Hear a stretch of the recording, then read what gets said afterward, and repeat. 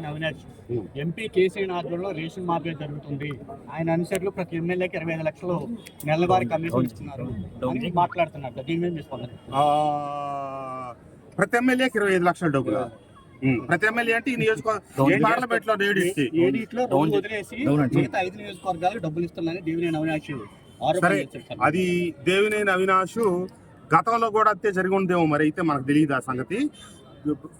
కేసినేని శివనాథ్ చిన్ని గారికి ఆ కర్మ పట్టిందని నేను అనుకోవట్లేదు.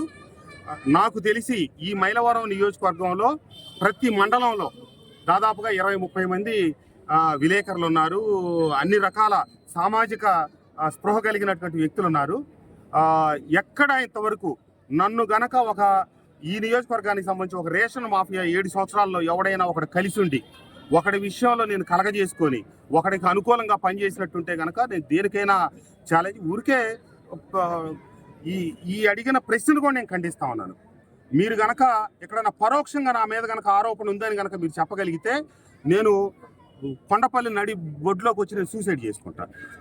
ఇప్పుడు నా దగ్గరికి ఈ రోజు వరకు వచ్చి మొదట్లో కొంతమంది అడిగారు మేము బియ్యం ఇది చేసుకుంటామని చెప్పి. ఇప్పుడు వచ్చారు, ఇంకొకసారి కనుక నా దగ్గరకు వచ్చి అడిగారంటే చెప్పు తీసి కొడతానని చెప్పారు. గతంలో నేను వైసీపీలో శాసనసభ్యుడిగా ఉన్నప్పుడు ఇక్కడ జరుగుతుంటే ఆ రోజు జిల్లా ఎస్పీ నేను రవీంద్ర బాబు గారుగా ఉన్నారు ఇక్కడ, వారి దగ్గరికి స్వయంగా వెళ్ళి జిల్లాలో అన్ని చోట్ల జరిగితే జరగవచ్చు, నా నియోజకవర్గంలో జరిగితే నేను ఒప్పుకోను.